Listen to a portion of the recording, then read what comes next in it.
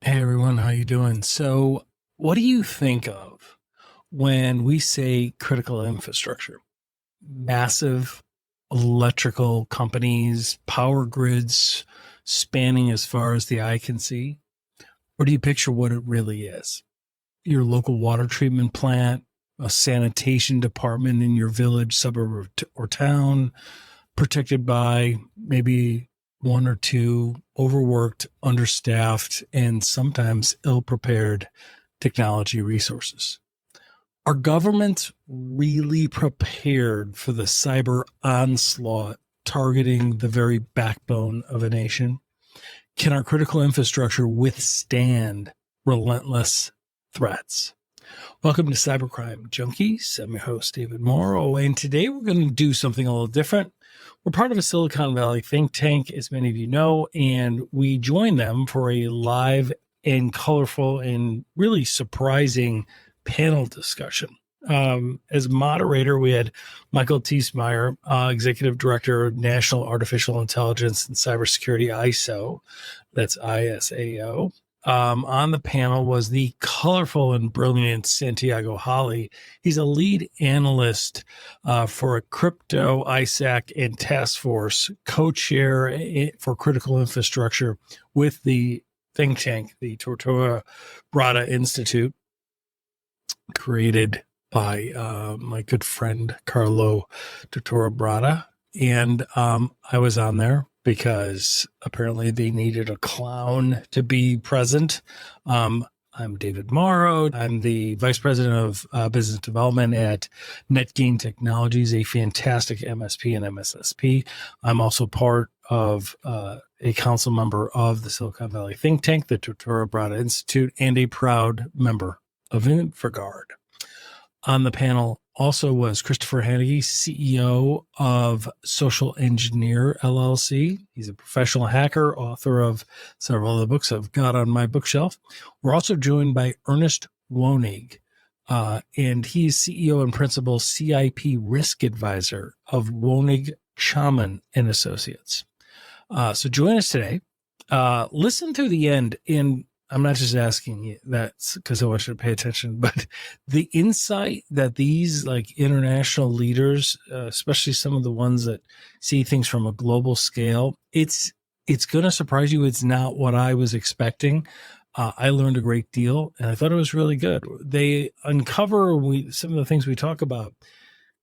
The chilling is like the best adjective I can think of. The chilling vulnerabilities of our power grids, transportation networks, and healthcare systems, where IoT and OT devices, Internet of Things, right? Those things that aren't servers or PCs or, firewalls. The Internet of Things, they're clearly the weakest link. And as ransomware grows more lethal, threatening to bring industries to their knees, we explore how these attacks can do more than just disrupt business operations. They can kill. This is the story of the top cyber threats today to U.S. critical infrastructure.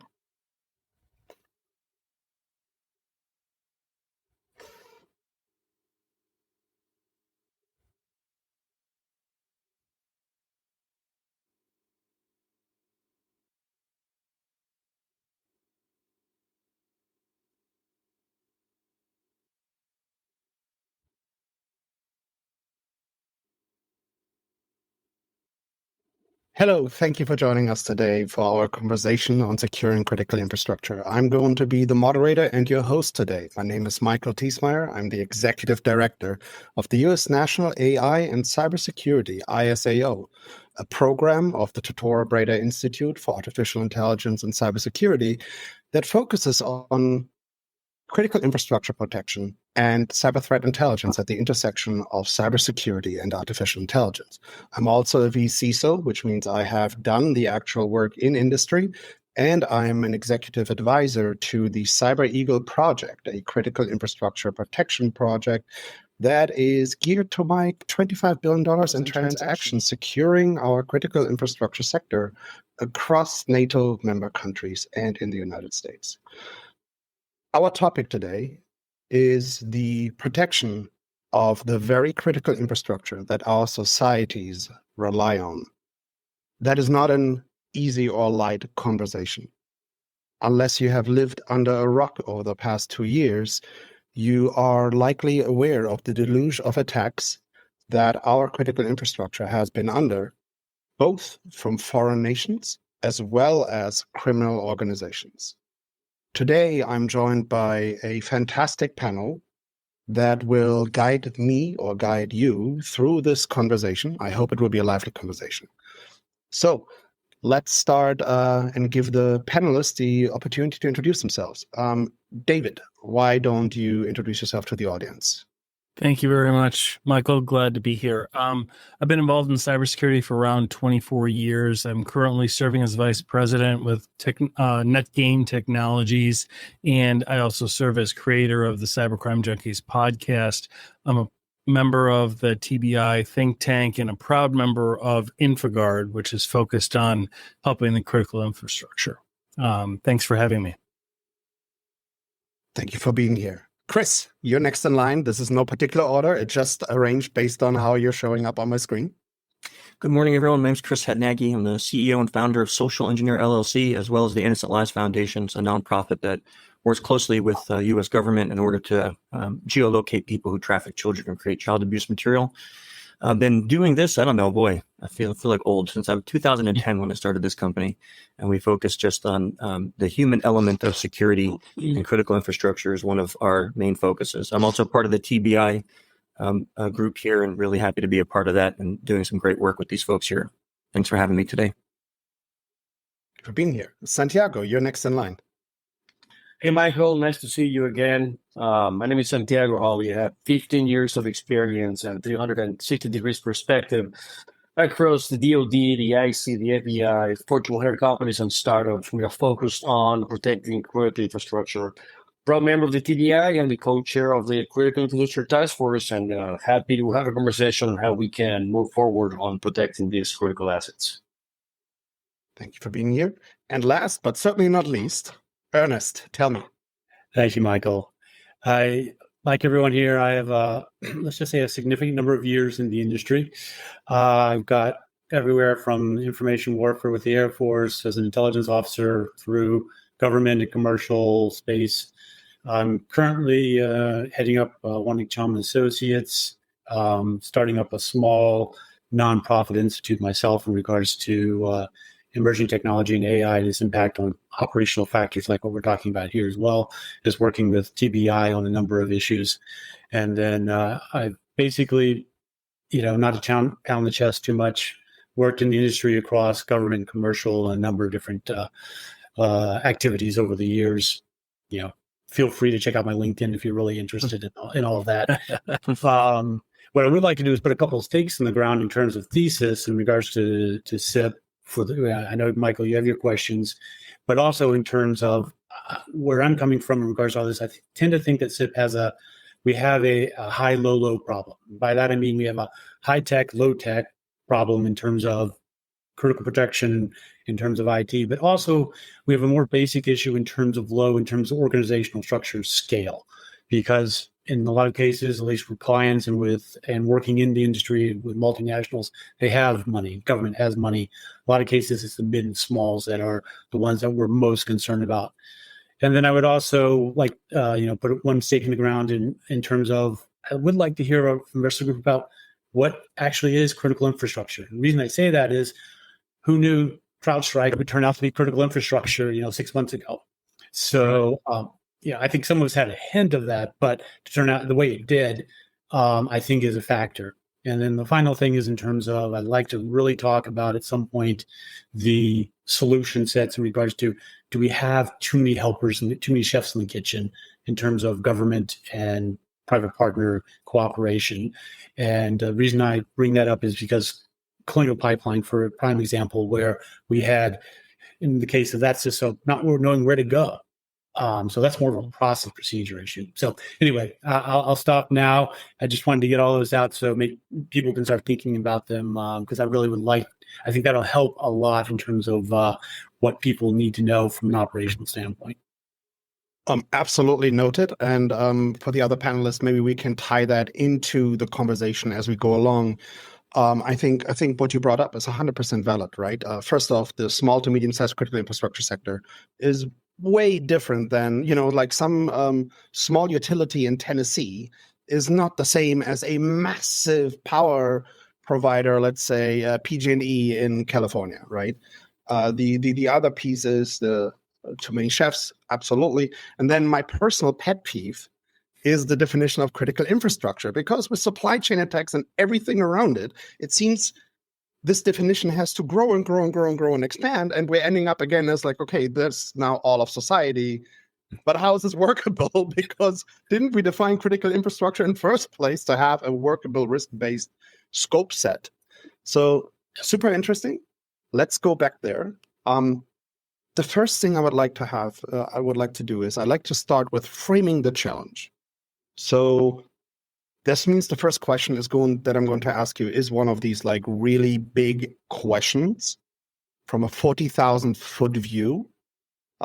The other ones will be more specific, but I kind of alluded to that we're having certain problems at this point, right? To the amount of attacks, scalability of our systems, resourcing for certain as well. Maybe Santiago, let's start with you. Give me kind of like the 40,000 foot view of the state of infrastructure protection, the primary issues that we're seeing. Thanks, Mike. And I would actually start by saying, and my own definition of what's critical infrastructure is those things that we take for granted in the US, right? Like we go and we turn the water and the water comes. We're not worried about the infrastructure behind it, right? We turn the electricity is there. We're not worried about that. It's these things that we take for granted that have just been left in one way, not protected and built to substance the 2024 cyber factor, right?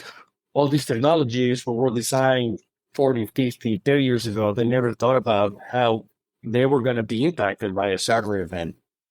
So how we can do that at scale is going to be very challenging. As you mentioned, the resources, only 16% of critical infrastructure is the DIB. And, the defense industrial base, they get all the law, they get all the resources. What about the other 84%? Small water utility plants and systems that do not have any resources?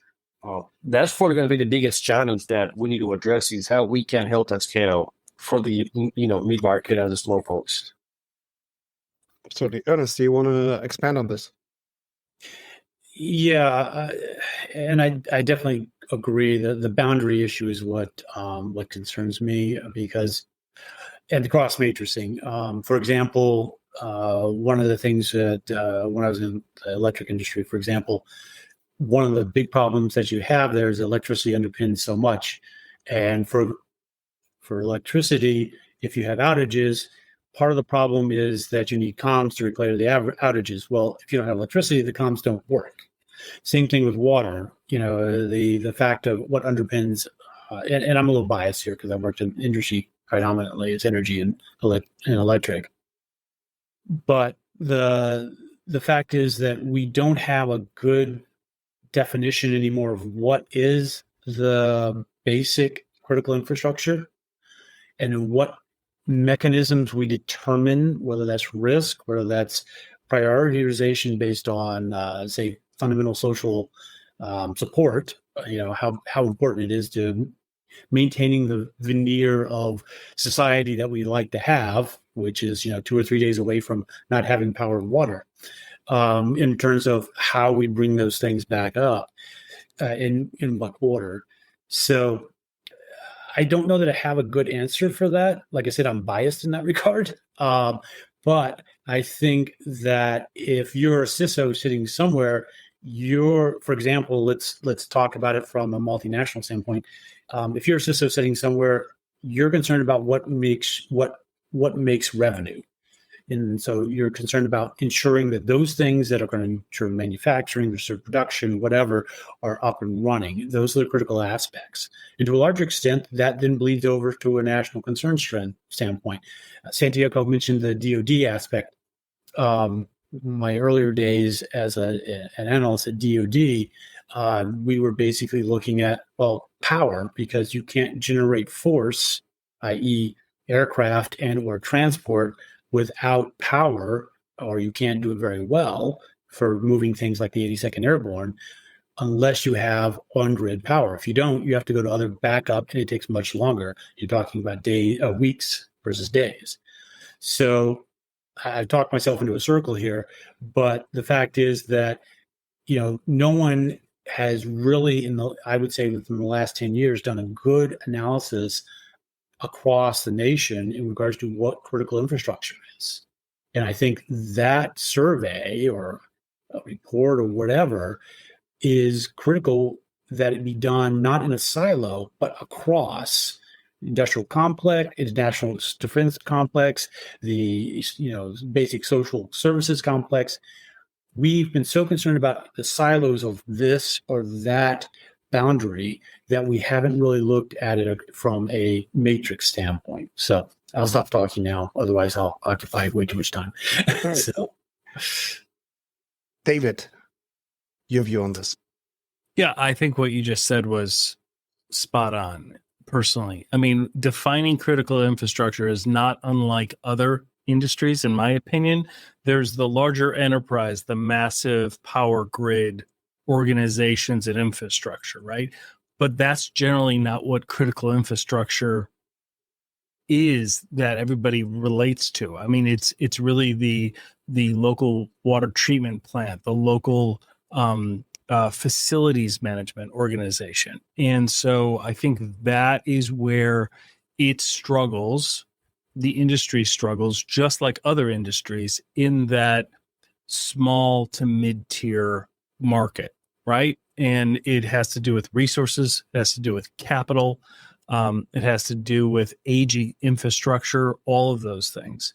I mean, why it's so critical? Because it's the foundation of other industries, right? When we think of critical infrastructure, right, it is the foundation. So I always look at it as, if we were under a military attack, what would be needed now, right? And you can think healthcare, hospitals, right? Government, some social services, law enforcement, transportation, electricity, right? I mean, those to me are the main core components. And then from there, there's subsections and things like that.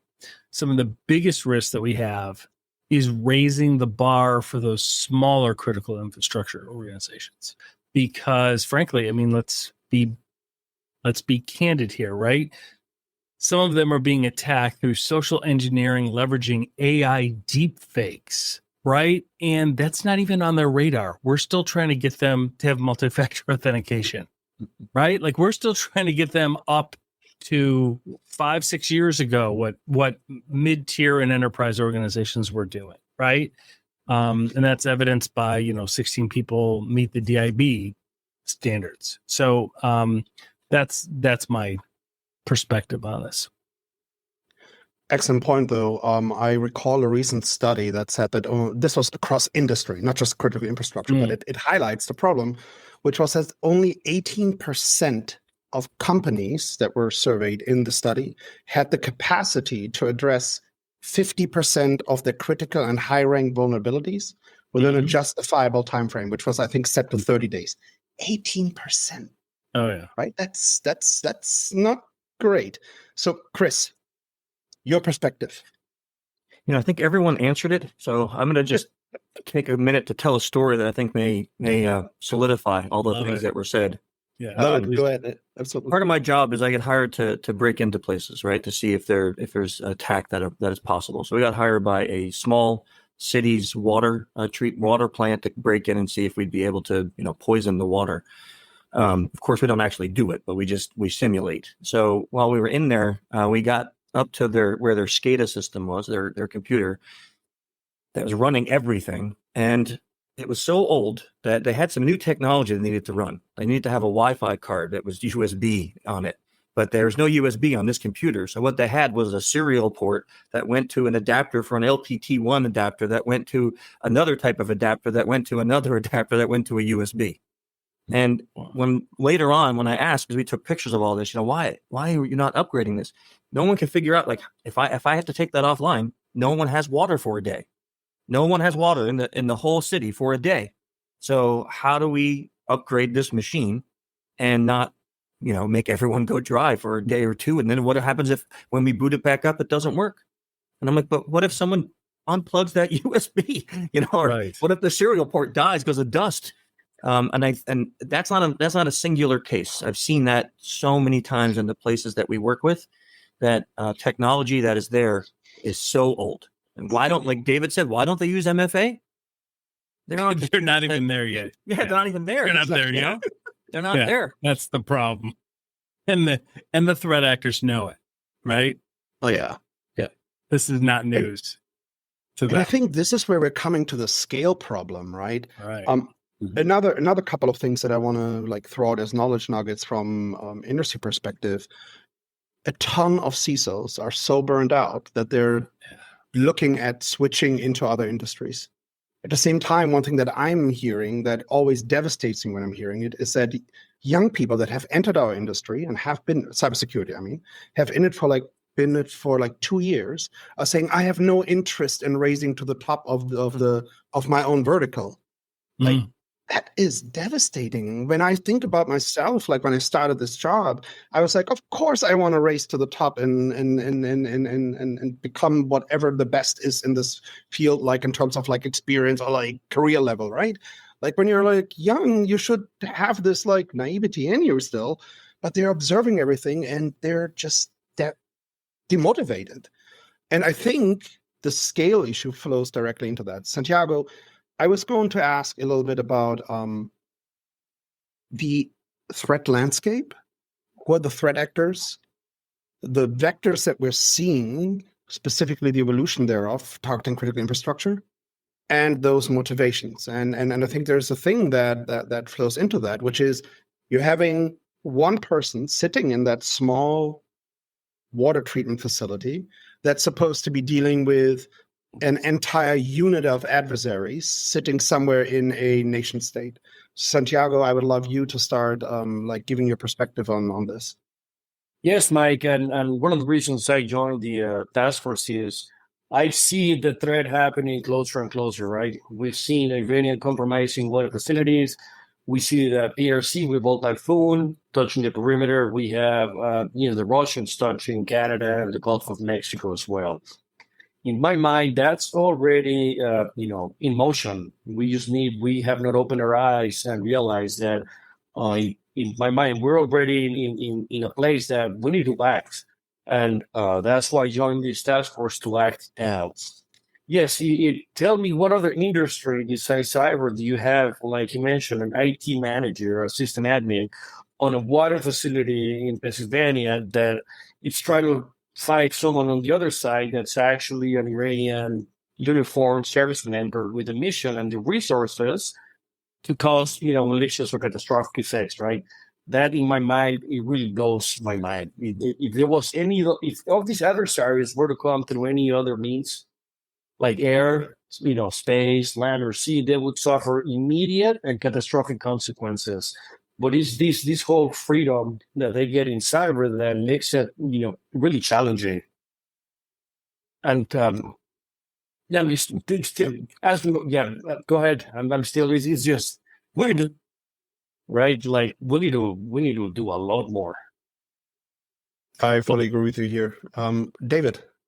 Yeah, my question is, when we think of the industry of critical infrastructure, it seems to me that they're more reliant, maybe equally as reliant as manufacturing, but on a lot of IoT devices or OT devices too, right? And that is a major threat vector. That itself is a major vulnerability, because the level of security placed on OT devices and things like that are by far even lower than the, I'm sure, big and tan box that Chris saw when he went there. Right, David, and I'm thinking about that.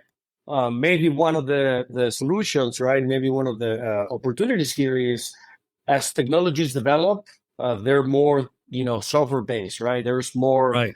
digital components, digital grade products. Why do companies need to have two separate security teams, one for the enterprise and one for the product side, when the third actor is pushing against both from the same office, right? So in one way, marry those capabilities, right? Why you need to have separate, just have a more, holistic picture of the threat and help divide the bridge between business and operations, the product side, and the enterprise.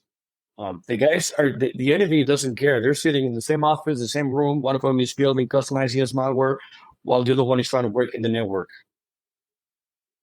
Absolutely. Chris, talk to me a little bit about the evolution of threat actors. Yeah. So it is it's kind of scary because I've always said that in our industry we are a reactive, not a proactive industry, and it's designed that way, right? So we wait for the threat actors to figure something out, and then we figure out how to defend against it.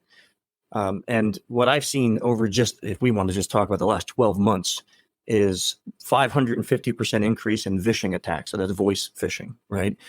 David mentioned it. The deepfake AI stuff is everywhere. I mean, you could, for $4, you can go make an audio deepfake. It takes no time and no talent anymore. It's not like it was 2 or 3 years ago where you had to have massive machines and talent.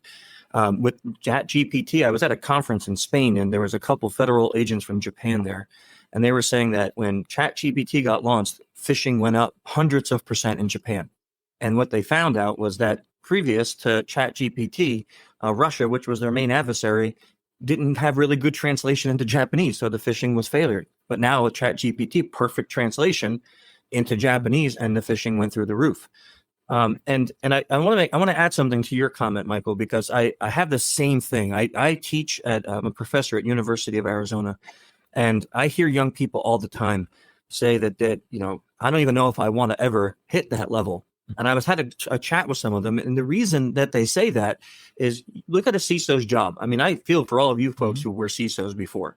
You guys are given a budget that usually is not big enough. And then you're told, fix it and make sure we don't get hacked. And then if we do get hacked, you're the one getting chopped, right? You're the first guy going down. So who wants that job? All the pressure, not enough money, and then all the punishment when things go bad. And a lot of times when we work with clients, we'll come in and we'll say, okay, look, we found these 8 vulnerabilities. This one is super critical. Here's what you need to do. We trust that they're going to do it. Next year we come back and it's still there. We're like, hey, whoa, this is like mission critical. Like, what are you talking about? And again, they're just like, I didn't have the budget for it. It wasn't important to the board. They said no. So you take all of that with the advancement of threat actors and the threat landscape, and it feels, I don't want to be such a downer, but it feels like a no-win situation if we don't do something to change it. I share that view. It definitely feels like it. And this is why we, I think, need to find novel solutions and better ways of dealing with the situation that we're in for certain. Going back real quick to the impact of, for example, ChatGPT or similar Gen AI technologies and new vectors or new attack methods, right? We were talking about phishing. This brings me to you, Ernest, because of your background in information warfare, right? Like, I mean, if info warfare, cyber warfare, some people were seeing it as different things. For me, it's like two sides of the same medallion, right? And I would love to get your insights on this. Well, I used to talk about the fact that about the acceleration of threat, and what I used to talk about in terms of that was, well, you have nation state threat actors capabilities, first tier, if you will, and that the second tier, third tier, the individual hacker were 4, 5, 6 years of behind in terms of capabilities. And then for the last couple of years, I've really rebalanced that in terms of, well, maybe it's a couple of years. AI brings us to a point where we're talking about weeks and months potential, and in some cases, based on access to the large language models, there may be cases where non-state actors, individuals with access to large scale computing, are actually going to be God forbid I say this, but ahead of the Fort Meade, on the NSA side in terms of the U.S. capabilities, and that in itself should probably frighten all of us more than anything else. That's why I talk about that sort of low-high issue. We have a basic issue in regards to we can't get people to do two-factor authentication, but now we also have this high-tech issue in terms of the capabilities of the adversary. And it doesn't need to be a state actor. It can be some guy sitting in Eastern Europe who goes online and basically somewhere in the dark web buys a vulnerability that someone's discovered via, an AI analysis of code set, ties it into, say, some sort of deep fake capability or, some sort of human vulnerability factor, manages to tie that all together for, $1,000. And suddenly you have, something like the Colonial Pipeline issue times 10.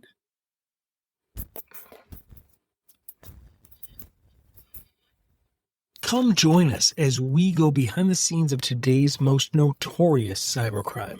Every time we get online, we enter their world. So we provide true storytelling to raise awareness, interviewing global leaders making an impact and improving our world. Translating cybersecurity into everyday language that's practical and easy to understand. We appreciate you making this an award-winning podcast by downloading our episodes on Apple and Spotify and subscribing to our YouTube channel. This is Cybercrime Junkies, and now the show.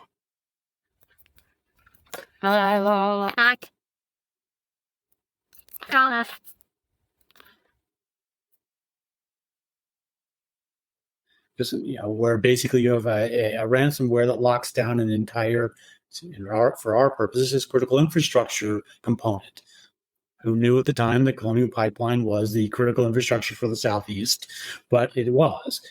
So my concern is just the acceleration. I mean, military-wise, there's always this race between offense and defense.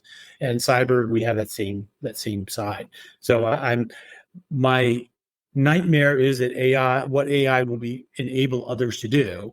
My somewhat calming solution set is that AI will also provide some of the defensive factors, capabilities that we need in the long run. DARPA, for example, is using AI right now to do code analysis. So for all of the literally billions of lines of code throughout the U.S. government, that will be, a game changer, because that was one of the issues we always worried about when I was working with Department of Energy, for example, because the concern was we didn't know where the code was coming from. Some of it was being developed in places we didn't like, but the fact is the supply chain was such that you couldn't tell, and no one was going to pay to have some poor engineer sit there for 10 years to go through, how many millions of lines of code. AI will do it for us in an afternoon now, or potentially. So the fact is that we are seeing a readjustment of that offensive versus defensive capability. And it's going to be exciting. It's also going to be scary as hell, to be quite honest. And for those individuals that, going back to the education piece, I really would like to talk more about that later. But I think that is one of the more exciting aspects, because for the workforce, yes, they're overworked. Yes, the benefits often are not as, and I have my own stories in that regard, as what you would like.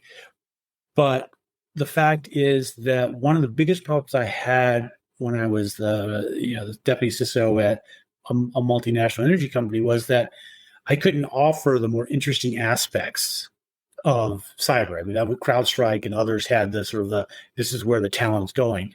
Well, maybe with AI, I might actually gain some of that back. So anyway, we can talk more about that, but that's kind of the, my impression in terms of the offensive versus defensive mix right now. Yeah, I think when we're talking about information warfare, I do spend some time usually at NATO Stratcom Center, COE, which is in Riga, that deals a lot with info warfare. And what you can see there is also how Gen AI kind of has enabled the threat actors from a capability standpoint. And one thing that stands out to me as well that affects directly critical infrastructure protection is that our threat actors are using information warfare to undermine the public's trust in the capabilities of our public institutions, including the agencies that are supposed to protect us, to make us look basically incompetent and unable to deal with certain things. And then they don't start trusting our advisories anymore, right? So I think that is something that's happening.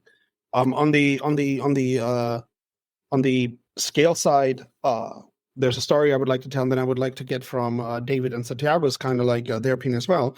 I used to serve on the U.S. National Delegation to the Interstance Organization. And there was a one-time opportunity in 2018 where our summit was hosted in Wuhan, China, where their National Security Technology Center is, that is capable of, I forgot what the numbers were, graduating, I think, 60,000 operators per year. Now, when you mentioned this in 2018, people were like, okay, well, what's their quality? Well, now with Gen AI in the mix, okay, even if their quality would be subpar, which I don't know, I can't judge that. But again, if you take that operator that might just be average or whatever, and you enhance their abilities with AI to do code analysis, vulnerability analysis, and everything else, then those 60,000 per year, that's a massive scale advantage right there.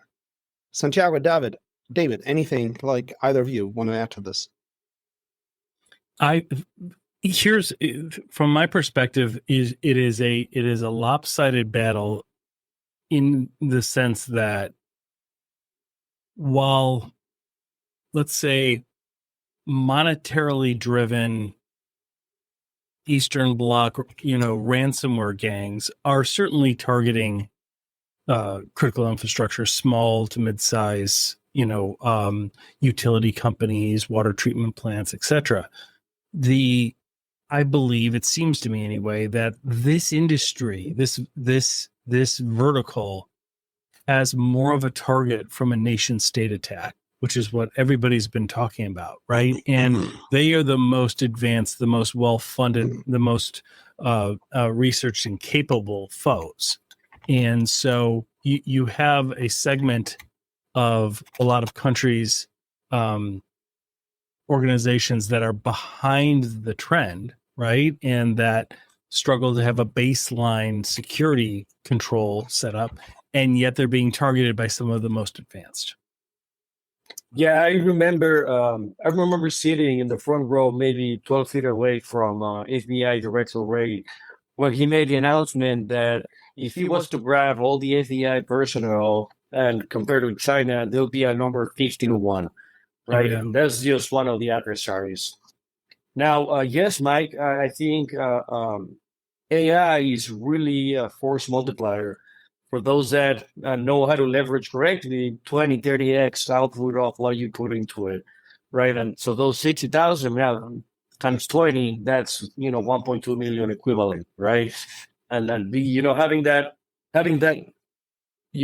abundance of knowledge in your fingertips that allows you to do things, research things that you are not technically capable, right? That used to be reserved for the people that have been on that space for 20, 15 years.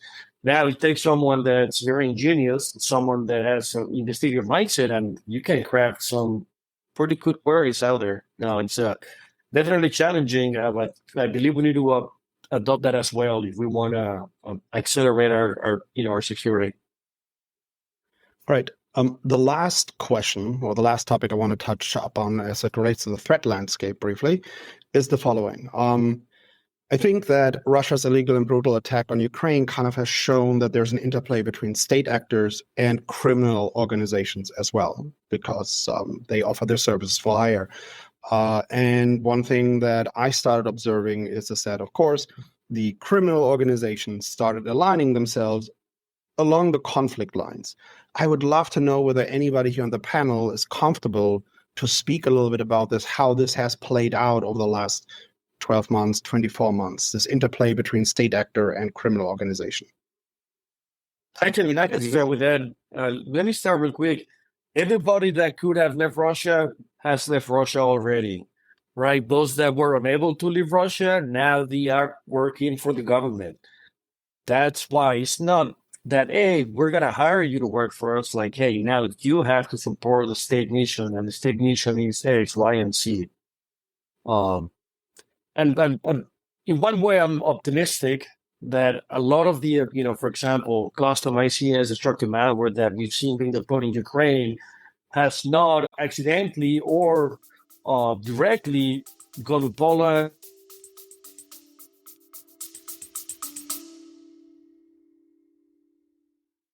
Everyone, did Do you ever want to ask us a question directly or communicate, give us feedback, make suggestions, whatever it is, you can now do that direct.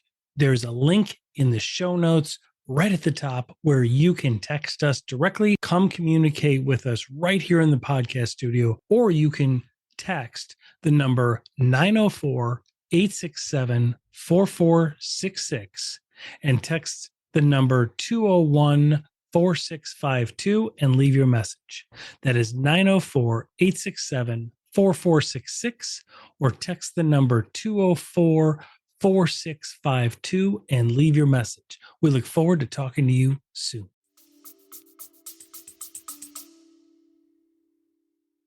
Thank you. I think we lost him, huh? Lost him. Okay. He was just getting warmed up too. Well, And Wound up to if I could interject a little bit on that, I mean, Go ahead. back San Diego, go ahead. Yeah, no, somebody heard me what I was saying, and they decided to jam my signal. that's right. fortuitous timings. Yeah, it's And go ahead. just to add a little color, I mean, the fact is, to what Santiago was just saying, the FSB and the GRU, the intelligence functions within Russia, both the government and the military, have used front groups, non-state actors, quote unquote, although in reality heavily funded by the state for the last 20 years or more, as a means of having an ability to sort of saying, no, that's not us, sort of hands off, if you will.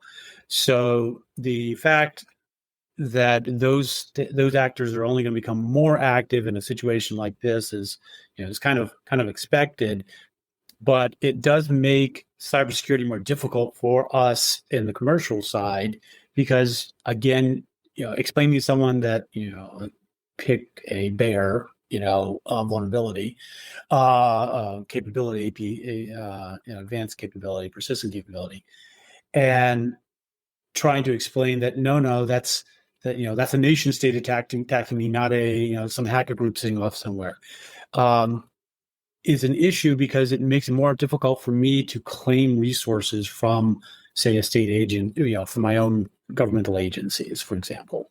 So it does definitely complicate the both the operation from a state standpoint and from a critical infrastructure standpoint, as well as from a commercial operating entity standpoint. And if you add on to that something like as simple as fraud GPT, I mean, we've all heard of that, right? 1,800 euros a year, and you have access to a tool that can build your own viruses, make malware, actually go scan a website and find vulnerabilities in it, help write fish, send fish. I mean, what the threat actors have the most advanced tools, and in the places that I'm working, we don't have that advanced tools to help defend. So I agree with all of this. I think that we do need to use AI more to develop some of these more advanced tools to help defend against the exact same. It's like we're going into a modern war with knives, and it's like we're going to lose. You can't go into a gunfight with a knife. You're going to lose, and that's what we're doing.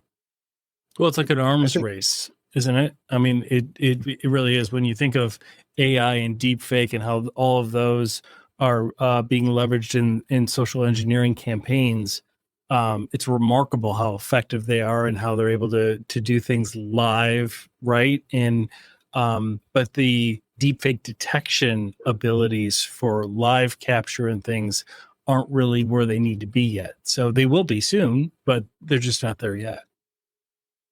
I think when we're talking about how this comes and relates to the current conflict that we're seeing and Russia specifically, I wish I had this graphic that I could bring up right now. I have this graphic that shows kind of all the aspects that come together for hybrid warfare, right? And what you see on there is cyber operations, special operations, and criminal actors or organizations are part of that diagram because it's one entity that you can leverage or influence as you plan your operations. Now, when we talk about Eastern Europe, I actually get to spend a lot of time in Eastern Europe, about usually half of the year, every year. And I'm doing that because I wanted to experience things directly on the ground. And I got to be a little bit careful about what I'm going to divulge here. I'm going to keep it like to things that are publicly known. In the city of Riga, right? Russia is acting through a variety of ways, through information warfare, through cyber warfare, but they're also going directly physical as well. We had a grenade attack on a bar where we had journalists. We have harassment of individuals that are happening from where they're targeting like people from the US or whatever, and they're harassing them. And this is not happening to random individuals, of course, right? Because keep in mind, when we're talking about cyber threat and protection of critical infrastructure, one thing that we said is our threat actors do not care about borders at all. So in answer to that, we have forward deployed individuals, we have people working in cyber capacity building, and our threat actors have even started to target those individuals to a certain degree. So that then shows us is that we're basically dealing with a multi-spectrum, multi-dimensional strategy that is targeting our critical infrastructure sector, and that we're dealing at the same time with this interplay between criminal organizations, useful idiots, and state actors. Now, Santiago, yeah, it's I think actually really the term that is being used in the lectures. Santiago, attribution. How does this work when you're dealing with, I don't know, state actors, criminals, and useful idiots? How are we going to achieve that? Where are the boundaries there? Yeah, getting goosebumps. That's the $70,000 question, right? How can you distinguish if you have a state actor leveraging a commercial access broker to get foothold in an organization, right? Unless it's this really customized malware, then you have 100% accuracy that it's them. We need to do a lot more work when it comes to CTI sharing, right? We need to be more able to not just wait for a government to publish a report that's 12 months old. We need to be able to connect all the European certs, all the ISAOs, all the ISACs to share that information. And that's probably going to be the only way we can really accelerate the actionability of some of these data. Yeah, attribution, good luck. Unless you're an expert on NetFlow data, then it's going to take you a while to figure that out. Anybody else? Anything to say about that? I would just, in support of what Santiago just said, add the fact that even when you're able to establish the fact of who did it, let's be honest, by the time you do that, in most cases, it's too late, especially in anything resembling an actual operational theater environment. Yeah, and even if then you're getting the useful idiot, which doesn't know much or whatever, if it was something like that, and the actual actors are not in a country that will cooperate with you, because why would they hand over their own operational assets? That wouldn't make much sense. Okay, so we described the threat landscape, the general challenges. Now, I do have a couple of questions from the audience, and I think we can kind of like mix them together. We talked about how artificial intelligence enables scale on the attacker side. Obviously, it must be doing something for us in the defense as well. Maybe if anybody wants to take this and just talk a little bit about how we can leverage this better.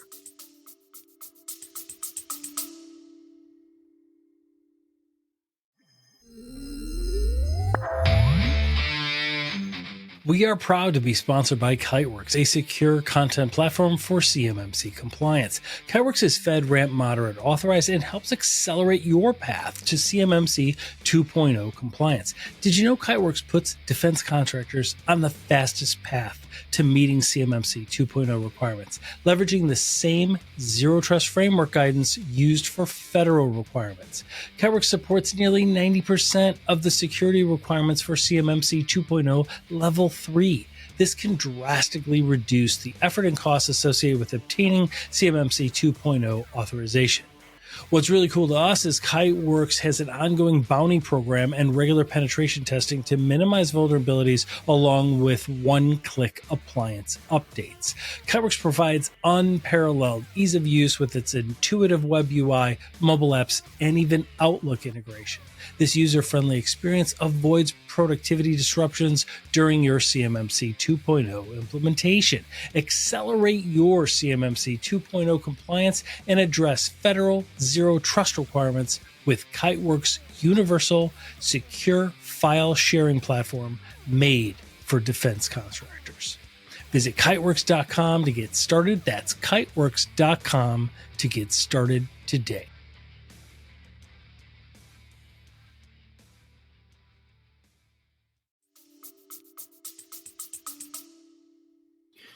Yeah, I think I can jump on that a little bit. Right now there's a lot of tools that are being developed that are trying to analyze data. I think Santiago or Ernest mentioned this, like giving millions of records, and now it can just do it in a matter of moments. Data processing, the power of data processing with AI could really help. And then what Santiago said about CTI sharing, there are dark web forums that are being scraped every day by companies that use AI that could alert you to your industry, your piece of critical infrastructure being targeted by threat actors, right? That it might not say this company or this state or this critical infrastructure is what's being attacked, but when they start selling credential brokers on the dark web will start saying, "Oh, I have credentials for a water plant somewhere in America, worth this much." And that's a time when anyone that's in a water plant should be like, "Oh my God, like that might be us," right? So I think leveraging the threat intelligence is something that we need to do more of, making it easier for folks that don't have access to this to be able to afford it and to use it, and then also working on. And this is a hard one because getting funding for this, I know personally, is not easy, but trying to fund and build really useful AI-based tools that can help in the defense and protection of the organizations. And if I could just add to what Chris was just saying, had a few years ago one client who actually was a state CISO and left. I won't mention the state, but the problem was in his mind that, which I believe is true, he had a budget of $2 million. For a state. Okay. So part of the issue obviously is that I think, we have a concept of funding issue in terms of organizations, at least in that regard. And this is probably going to be a little less popular. Or a little more controversial. I do not think that the federal government is spending money where it needs to. We have way too many organizations that are shocking, again, siloed, all over the place. Okay, I'm sorry, but I don't really need to have a bunch of people from CISA going off to Black Hat this year. Okay, one or two, fine. But for the amount of money for that trip, probably could have funded a firewall upgrade for X, Y, or Z agency across, a state. Those are the kind of things that I think we're not necessarily spending money in the right place. And I think that's something we definitely need to take a look at as a country. I think this goes down to prioritization and resource allocation, right? Which then brings us to a question of the audience was vulnerabilities and data centers, right?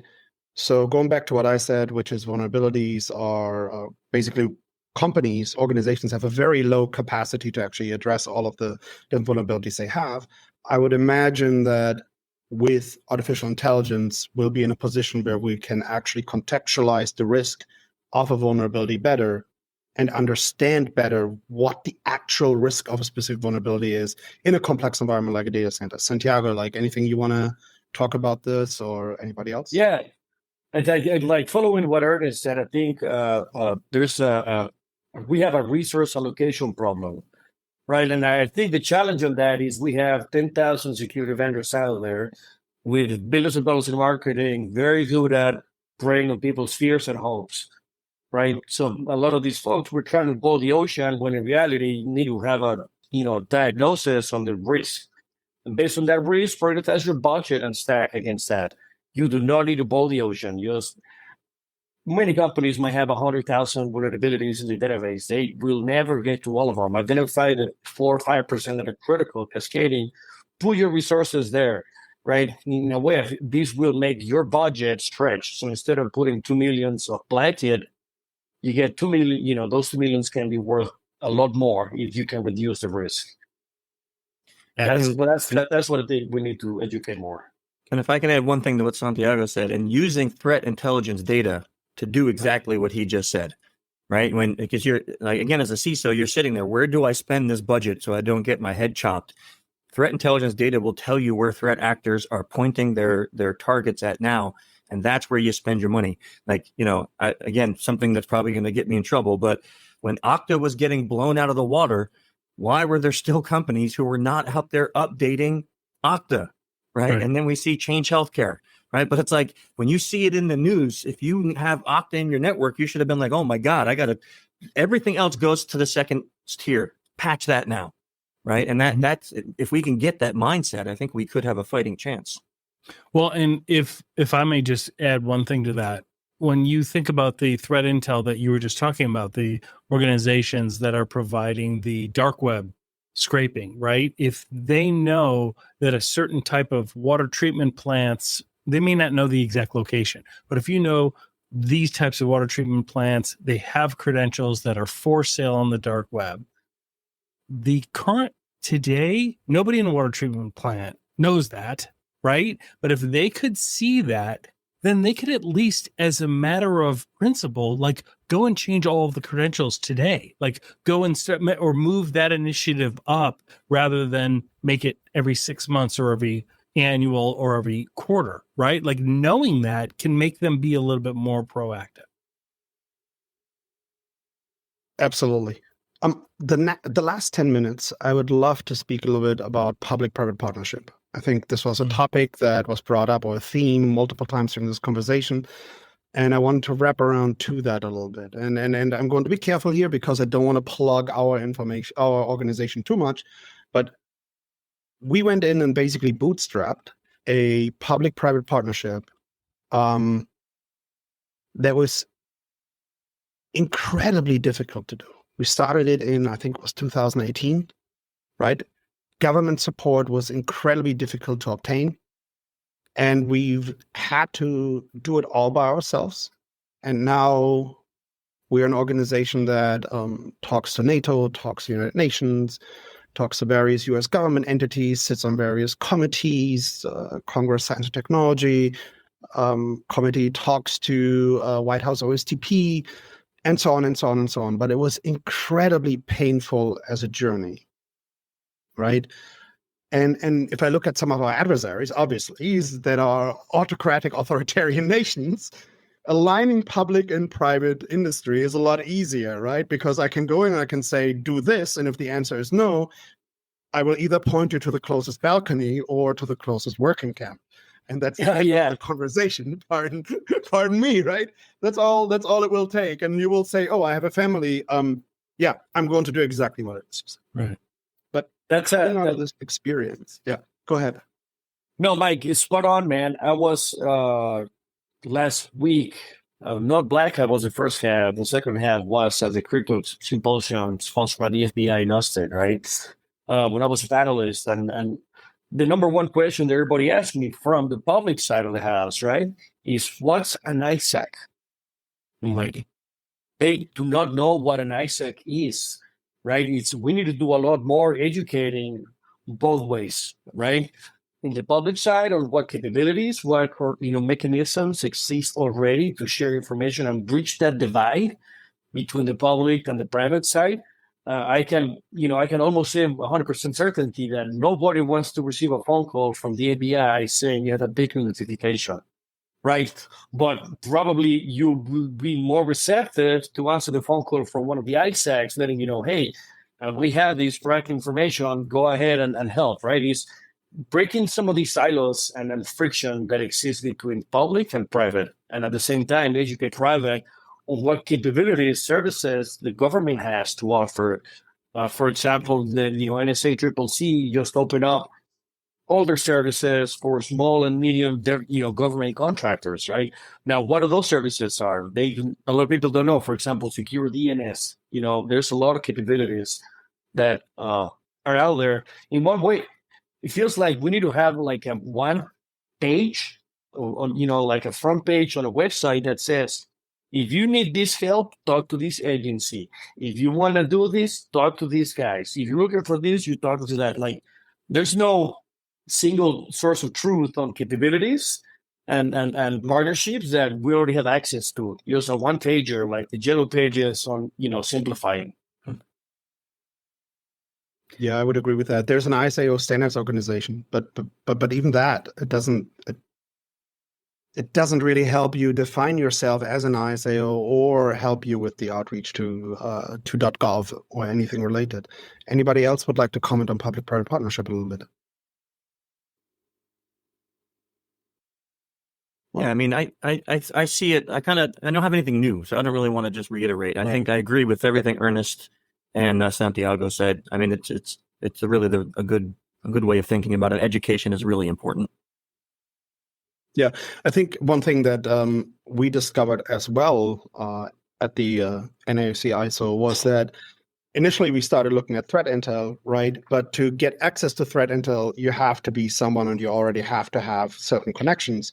So we actually had to start a different way, which was with cyber diplomacy and cyber capacity building, which are as crucially important if you're saying you want to support the national security of a country and help with the critical infrastructure sector.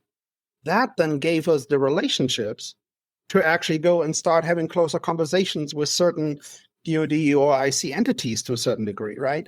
So that's as well. I don't think there's a good framework necessarily. And nobody, I think, really owns this. I think supposedly it's under CISA, if I'm correctly, but I'm not 100% sure. Santiago, Ernest? Yeah, no, you're right. And I try to stay positive on everything that I say, especially when I'm public, right? So what I'm going to say might not be very positive. I'm not quite happy with the approach that the government has recently mandated everybody in critical infrastructure to report X activity within X amount of days. In my mind, whenever we implement the stick approach, companies, industries do the bare minimum, right? We should open the door to offer incentives, offer, exploration of ideas, innovative solutions, creativity, solving. And unless there's a maybe meet in the middle, right? Maybe it's not the carrot, maybe it's not the stick, maybe it's something in between. I think that really help industry come together and innovate, not just work based on compliance and regulations. Yeah, to follow up on what Santiago just said, as an example, CMMC in the DoD environment, where basically now we're expecting, every mom and pop who is in the supply chain to meet a very, I won't say difficult, but definitely a higher level of security than they've been used to, which is not, in itself would not be a bad thing, except for the fact that there, as both I think Chris and Santiago just mentioned, there's not a good incentive structure or a way of of compensation for the dollars that we associate with that. The electrical sector has had this issue for 20 years now, because you have to go to the ratepayer, you have to go to the board and ask for a change to the actual ratepayer rate in order to fund a lot of the cybersecurity efforts for the electric sector. And large companies have been able to do that, a lot of it because they've taken a lot of it out of hide, so to speak. Smaller companies, co-ops, and so forth have a much harder time. Same thing, like I said, in the DoD environment with the CMMC compliance requirements now, which is going to be interesting over the next few years as the hammer comes down on that. I would also add, speaking of ISAOs and ISACs, the energy sector ISAC, I think I've worked with them a few times, it does a very good job, but again, budgeting issues in regards to their ability to support the industry.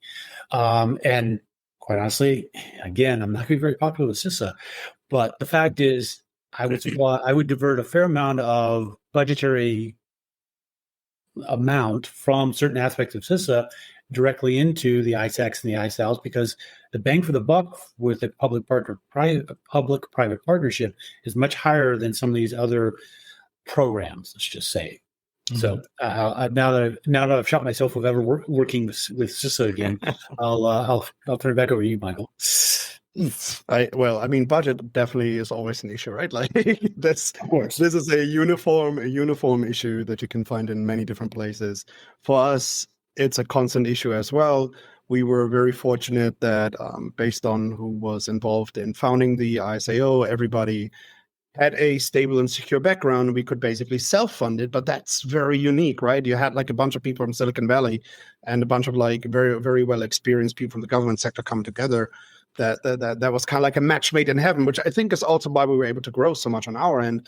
But other organizations, I really, really feel for them. And now you're bringing CMMC into the loop, right? And with that, we're now looking again at this small, medium-sized critical infrastructure sector, and a lot of people might find themselves accidentally in that position. That is so difficult. So one of the things then that we started looking into was is this project called Cyber Eagle, right? Where we're going in and we're saying like, okay, can we address this issue? So we're having increasing regulatory requirements and standards being pushed onto organizations that can defend themselves. And we did like this analysis that came up with, I think across NATO and the US, there's 1 million companies that fit into this bucket. 1 million. Oh my God, go back to your government times and think about the mission scope here. That is absurd. And why does this matter for the US? That there are other countries? Oh, because all of these organizations work with each other. All these companies are working with each other. And there's information flow happening, which of course the threat actors will exploit if it is of their advantage to them. So we decided, okay, so we did this analysis and we went in and came up with, okay, there's 1 million companies. And now it came to leveraging an AI to analyze the vulnerabilities, making them aware of them, and then find good vendors and good,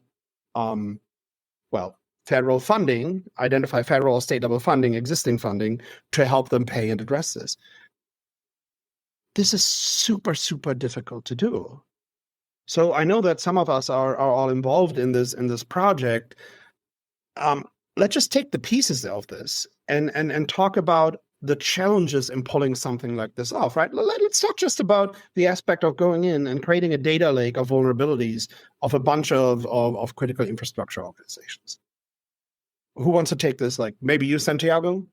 Yeah. And I think we do not need a silver bullet, right? We do not need something sexy. We need to do the work that nobody wants to do, right? Like cyber resiliency, for example. Like, do these organizations have an higher playbook, right? How quickly can they get back online? Do they have the basic standards? Do they identify the risk and where they need to allocate their resources? Before anybody recommends a solution, they need to identify first what the problem is. You're not going to go to the doctor, and the doctor's going to recommend you something that you do not need, right? There needs to be a prescription or a diagnosis. So being able to provide organizations a quick diagnosis on where the highest risk is, then go ahead. It's up to you to decide which way you want to go, but at least you have identified where you need to apply your security budget. As long as I don't have to build something sexy. Yeah, no, it has to be. I think the work to be done is the basic, resiliency practices. Or like, for example, do your team members know how to respond? Right? People are great at answering questions in interviews or crafting resumes, but do they really know how to, do hands-on keyboard when it's needed? Right? Do some training specifically tied to your industry. Help you understand, what's a PLC? How can I see movement in a PLC? Anything that you can do to reduce the time for you to get back online. I think that's multiplicative and comparing, deploying a solution. Yeah, I mean, when I talk to clients now, from an advisory standpoint, my background's in risk management to a high degree, and that's, first of all, know what you got, obviously, and that's still an issue, believe it or not, for some of these small organizations. So the low-hanging fruit, as we say, risk assessment, inventory of your assets, two-factor authentication on everything that goes into the network, encryption, if you can, of everything at rest and in transit. And then finally, contingency planning, and then train your workforce. I mean, those are all the sort of the low-hanging fruit. The nice thing is, looking at the technology aspect, AI is going to help with a lot of this because it helps with the process pieces. Mhm. So like we talked about, someone's going to come along and it's going to say, okay, we can now certify that your software is secure because the AI is run through everything, as secure as can be, or far more than it was. We had Joe in the back room trying to go through 2 million lines of code. You're going to have some sort of algorithm empowered capability sitting on your network that both knows what's there and will know what's crossing it from a behavioral standpoint. Those capabilities are out there. They're going to get cheaper. The access capability. The nice thing that we're talking, and TBI is already talking about this, is post quantum encryption. NIST just released their quantum resistant, let's put it that way, standards. FIPS, I can't remember the numbers anyway. Just today or yesterday. So all these things are going to get better. We painted a very dark picture, so I'm trying to give people hope. These things will get better. Technology will help us. For example, the electric sector, there was the guy who did co-intelligence sent out a tweet on social talking about on social media, talking about the fact that for an analysis of NERC SIP requirements for a sector, there was an analyst who basically used ChatGPT to assist with that. And basically the analysis that would have taken, weeks in the past was done in basically a couple of days.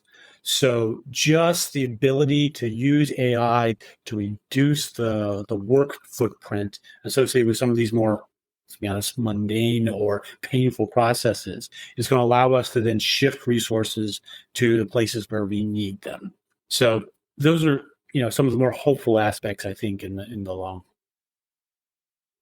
Yeah, I think actually I was trying to find it, but I think DARPA just announced that they're holding a contest or competition for AI-based analysis of critical infrastructure vulnerabilities, which is $2 million that they are offering for that, if I correct remember.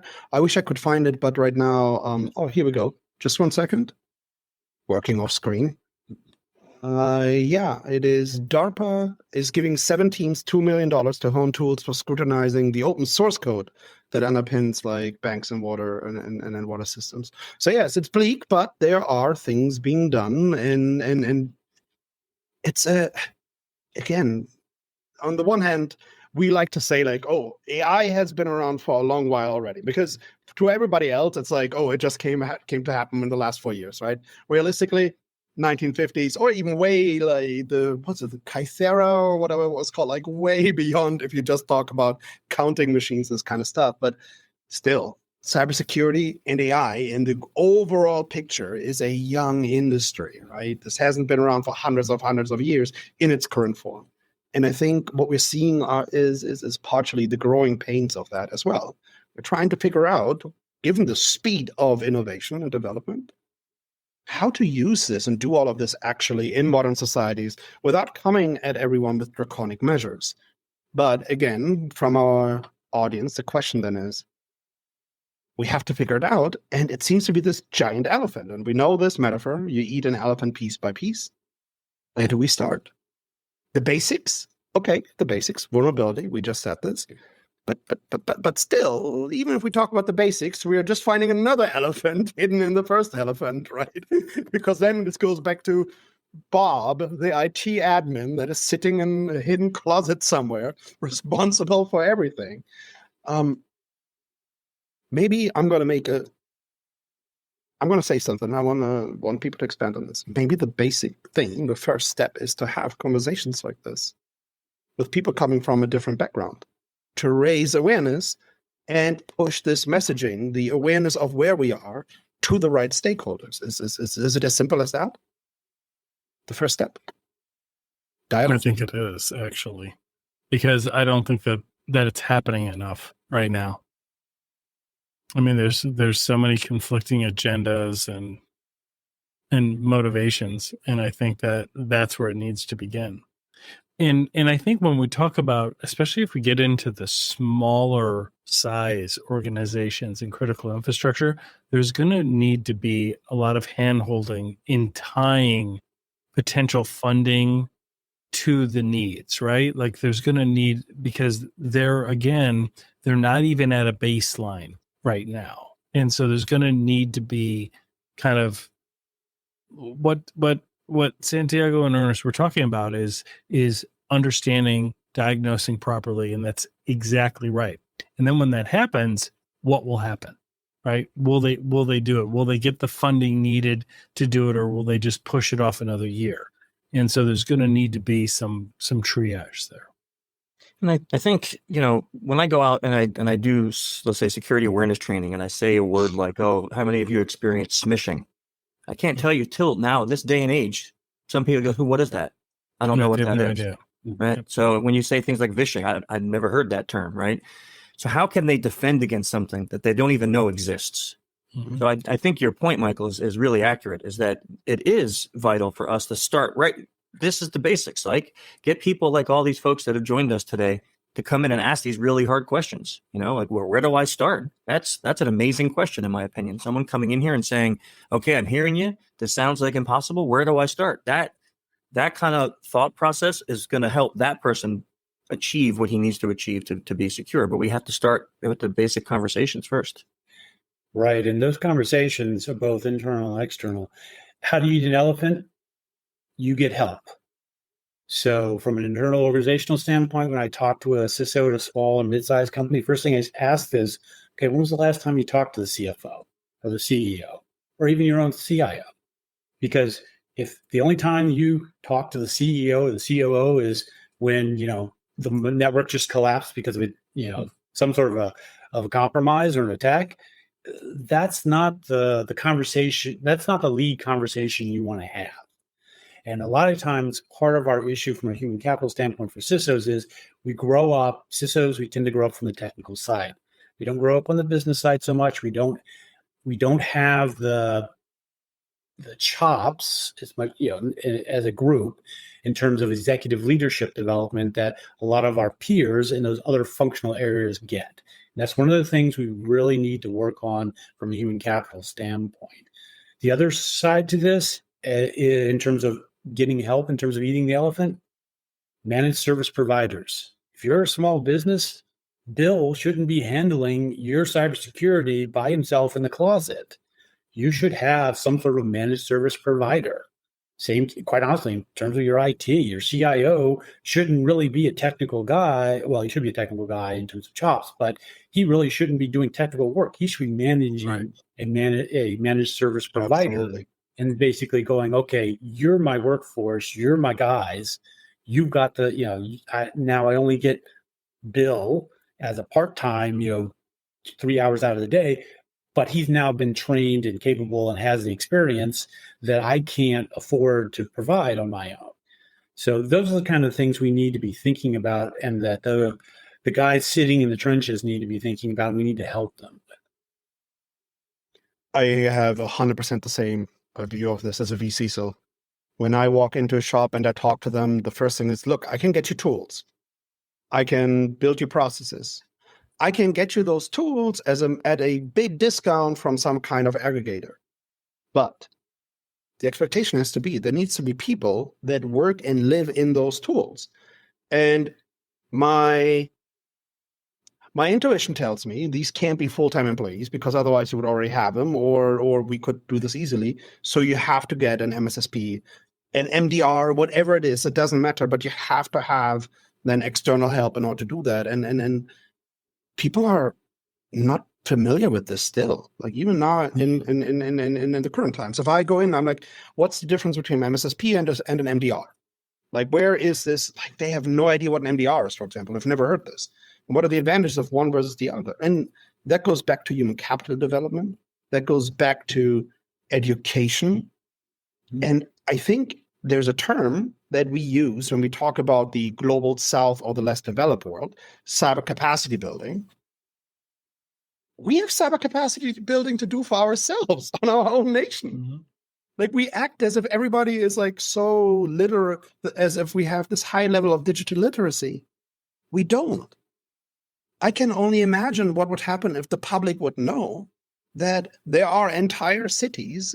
It doesn't need to be LA, smaller cities with like whatever, like 80,000, 100,000 population, where it is Bill in the closet who is responsible for ensuring you get your water and who is fighting against, I don't know, the GRU, whoever else you want to put in there, and is left to his own devices. That's incredible. Santiago, human capital development. I think you brought this part up. I would love to hear what else you have to say about this. Yeah, human capital development, not just on the technical skills, right, but on the communication skills, collaboration, the soft things that are needed to work better.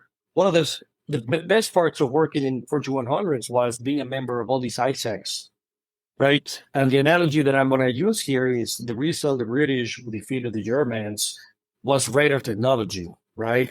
But the Germans had way more advanced radar technology than the British did. But what the British did is they connected all of their radars, so then they have a bigger picture, right? We need to be able to do that across companies, industries, cross industries, with the government. We need to leverage each one of these as a sensor, right? And be able to utilize the resources and capabilities that the big players have to help protect the ones that do not have the budget to have a security engineer or, a threat intelligence program, right? In one way, broadcast the bad signal for everybody to jump on it. And that, honestly, in my mind, I think we need when there was polio, there was a huge, vaccine campaign to take care of polio. Now there's no more polio, right? I feel like an effort like that for educating people and companies on cyber, it's needed, right? It's probably going to be maybe a whole of government effort at this point, because it's cross industry. It's not just critical infrastructure, where they really partner with industry to break that silos between public and private. But I don't think there's a unified vision at the highest levels on how to do this. And without a good vision and core values, then your strategy is irrelevant. That's just me. If I had a magic wand, that's what I would like to do. Interesting that you brought this up. I think like in 2016, for the first time, I was talking about this like civil cyber defense thing, right? Because I was like, on the one hand, we're saying not everybody needs to be a cyber person. All right, yeah, no, okay, I understand. Not everybody needs to be a cyber expert. Technology should be built so that people can use it. But in so many other critical areas, we expect everyone to have a base level of knowledge and training so that they're allowed to do their job, their profession on a daily basis. And I wonder, given that, first off, I want to know whether you agree with that. Number one, we are under attack. Critical infrastructure is under attack. Are we all on board with this? Yeah. Okay. Yes. So we are under attack. So if this was a different dimension, if this was a different spectrum, we would be. If this was kinetic, we would be like, okay, here are things we would have public messaging to our citizens. This is what you can do, how you can prepare, how you can protect yourself, and all this kind of stuff. And to a certain degree, this is happening, but I think we need to be more formalized here. Do people agree with me here? I agree. Yeah. Okay, so then who would drive this? It's a whole of government effort. I agree. It's a giant challenge too. I've seen some Eastern European countries start tying cyber security concepts into, I think it was as early as like elementary school. Yeah. The first levels with storytelling, like basic things, right? Like you wouldn't talk to a stranger. Okay, so why would you do X, Y, Z? Like basic. Right. And you start building up on this. I think this is crucial. Yeah, then one of the challenges, Mike, is that there's no entry-level jobs in cybersecurity, right? It's like, let me go join the LA Police Department, and I'm going to go patrolling the next day. No, there's a whole training program that you got to go to understand the skills that you actually need to be on the streets, right? We need to have that, exactly like you mentioned, that baseline. As a hiring manager, I would much rather hire someone that knows how to use Splunk, Elastic, that understands Windows logs, and someone with a 4-year degree that doesn't understand that part, right? So how can we probably address these challenges? A lot of more OJT mentorship opportunities to be sponsored by anybody and everybody to, hey, let you ride along. Like the police departments across the nation, they do that. Hey, you wanna ride along program? Come right along. Now you learn more about it. We can figure out a way to do that on cyber. I think will enable to people get the skills that are actually in need. That's my 2 cents. I'll jump in on this one because I have a lot of very deep, passionate feelings about this because I agree with Santiago 100%. I mean, you see entry-level cybersecurity must have 5 years experience. Right. What? And a CISSP. Right. And what entry level does that ever occur? Right. So when I got asked to become a professor of social engineering at University of Arizona, I said, I'll do it under only one condition. And that is if I can have a practical hands-on class.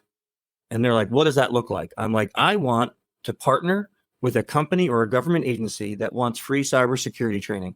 What that means is they're going to give me all your employees and we're going to attack the heck out of them. We're going to OSINT them. We're going to phish them. We're going to vish them.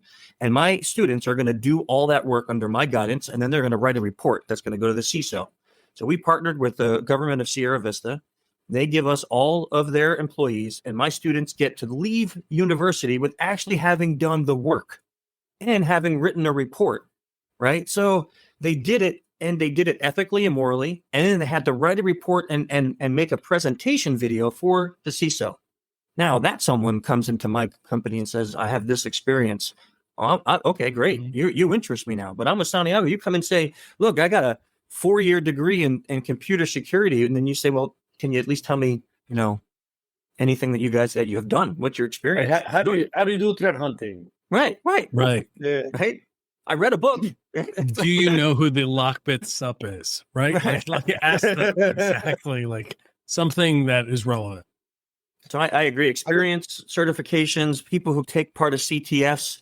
Those are the things that excite me about the people coming in this industry because they're going to come in with actual experience. But I also agree with what you were saying, Michael. A lot of countries do this. They start their kids in tech very early, and we're starting them in high school now. I mean, that's not good enough. We have to go earlier. Yeah. Let me be devil's advocate here for a second, okay? Because I think I wanna expand on this because I want the audience to understand why we're saying certain things. So first of all, I agree with all of you. I'm gonna put the adversary hat, not adversary, but the devil's advocate on. There are a lot of people that in our industry that say that when you say that cyber is not entry level, that you're gatekeeping, that's not true, that cyber absolutely can be an entry level profession. For me, I always looked at that as like, well, if you're in a massive company that has a 3-tier SOC and whatnot, then maybe with like the tools or whatever and AI assisted, yeah, you can take like a green person and then they're basically a log wrangler, and they will also be replaced by AI most likely in the next 3 years. But whatever. But I would like you to challenge me and say, why is this not a entry level profession? Beyond just like, okay, experience, but what makes it so different than let's say just being an IT support person? Well, you said it, Michael. We're under attack. We're in war. So it's kind of like Santiago's example. You wouldn't just say, I want to become a cop, and the next day, without any training, they hand you a gun and put you on the street. You wouldn't do that if you went to war. You say, okay, I want to be a soldier. You go through boot camp. You go through lots of training. You go through all of that. They don't just say, okay, here's your gun, send you over to the desert.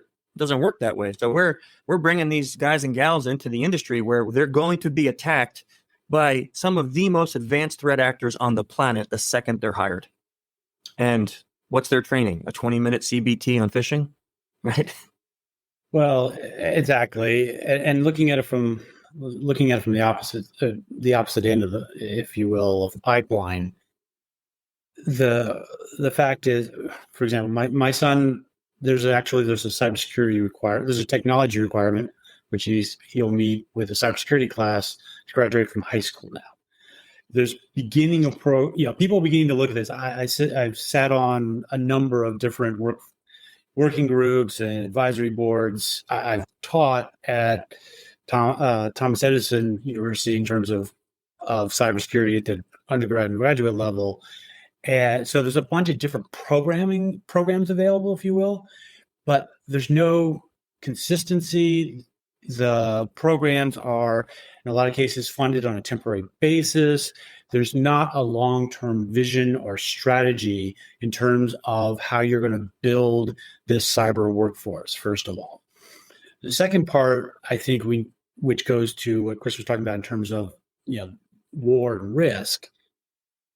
20 years ago, as an example, I had a client who used to talk about, he was running within government. His program ran I can't remember the exact name. It was basically was responsible for ensuring fuel oil in the event of an emergency on the in the northeast coast of the U.S. back when fuel oil was a big issue for New England. And basically, his response when I told him, well, your system's got this problem, because my team says you're not doing this, this, or this. His response to me at that point was, okay, we'll just go back to using fax machines. Okay, 20 years ago, aging myself, that was the answer. Sounds like a visionary. Exactly. Well, he was a nice guy, but visionary was not in his title. But more importantly, bringing us to today, name me a business that can operate if their IT infrastructure ceases to operate. Correct. Almost zero. Whether it's power, whether it's critical infrastructure like we're talking about here, or airlines, as Delta found out with their issues, more so than anyone else with CrowdStrike, or something as basic as the fact is freight transport in the U.S. or the rail system. We haven't talked about logistics really, or transport really. The rail system in the U.S. is highly automated now. We laid a lot of fiber optic cable in the 80s and 90s and basically centralized everything. So I don't think you can give me a major company or a major organization, including manufacturing even, where if you tore out the IT infrastructure or bricked it for several days, for example, where you would not have a major impact or bankruptcy. Yeah. And you're now putting that on Bill, who, like, as Santiago was just saying, just graduated from college somewhere and saying, okay, by the way, if you screw this up, the company's doomed. Are we really wondering why no one wants to take that responsibility, especially in regards to, Gen Z, because that's where we're really putting this on now. Yeah. Just real quick, just simplifying this down, it seems to me that the industry it's one of several, but there's a couple branding issues that cybersecurity has. One is you have all the vendors that are like, buy this box, you will be secure, right? That's not real. And then you also have the people trying to get into it, not really knowing what it is and saying, oh, I want to go into cybersecurity. Well, that's like saying I want to go into business, right? Like, it is as broad, like red teaming, blue teaming, social engineering. Like, what is it? Because once somebody that knows where they want to generally wind up, I'm more of a red teamer, I'm more of a blue teamer, right? Or I'm more of a GRC person, policy person. Like, then they need to take the advice from mentors. They need to ask, how do I get there? And then go do it, right? One of the challenges that I always have with mentoring people, or that people have said that have been mentors that get frustrated, is people ask what we're supposed to do, and then we go tell them, and we never hear from them again. Right? Like, they need to literally go do the push-ups and go do the work and get the certs or do whatever is needed, depending on where you want to wind up. But until just coming out of school going, I'm going to be in cybersecurity, like, okay, like, that's right. Like, I mean, It's like, I'm going to be welcome older. to the jungle, right? yeah, I mean, it's part of the problem that our education institutions, our higher ed institutions have, and that is, the career guidance needs to be pretty, customized for them. They need to ask a few more questions to really point them in the direction, because then it's not it's not that hard to get it. There's clearly a need on the other side from the employer's end to have people, but you can't just say, I want to be in business and then we're going to put you in charge of the nuclear reactor business, right? Because that's essentially what this is, right? Like this has to be something that is balanced. So sorry, I didn't mean to make it so long-winded. But I think that broadness is going back to why it is not a good entry-level profession. Because going back to what we're having, Bob and Bill are the only two resources with the task of protecting the organization. Let's transfer this to the military. If I have if it's the regular army, okay, everybody's a rifleman, but then I have my specialists. I have my marksman, my automated rifleman, my grenadier, my whatever, right? Okay, but what if I only have a team of 7 dudes? Oh, we call that special forces, right? And those 7 dudes are all expected to be able to do every job that exists in that larger organization. They all need to be able to be grenadiers, medics, and whatever. Yeah, there's like desk specialization, but the expectation is they can do all of these jobs. And a special forces an entry-level position? No. Do I just go directly to the recruitment office and say, dude, I'm going to be a Green Beret? Sign me up. Yeah, I want to be a Green Beret, please. Yeah, like by tomorrow. Right? By tomorrow, can I be one tomorrow? Like every sailor is a firefighter, right? Right. Yeah. It's those core things that you need, those baselines. And the biggest difference here, and I think we can probably use an idea from the Department of Defense, is very powerful. There's something called the commander's intent, right? The commander's intent at the highest level, let's say it could be a general, says, my commander intent is to go take over that area. The intent is that everybody below them understand that that's the objective. They're not going to tell you how to go, right? If you need to go to the right field, the left field, whatever to take, everybody's going in the same commander's intent. And I feel like sometimes even organizations internally, they're not under the same CISO intent, right? Security intent. If some of that vision that really needs to be redeveloped, have an identity that we're warfighters. Probably the last thing I wanted to say that. Yeah. And I have to wrap the conversation up right now. We only have 20 seconds left. So I would love to continue this conversation because I think there's a lot of knowledge in the room and a lot of things that we still need to discuss. But I would like to wrap this up. Thank you so much, everybody. Thanks to the panel and thanks to our audience. I hope this was informative for the audience. And go connect with us on LinkedIn and go find out more about the organizations that have brought to you this podcast. Thank you. Well, that wraps this up. Thank you for joining us. We hope you enjoyed our episode. The next one is coming right up. We appreciate you making this an award-winning podcast and downloading on Apple and Spotify and subscribing to our YouTube channel. This is Cybercrime Junkies, and we thank you for watching.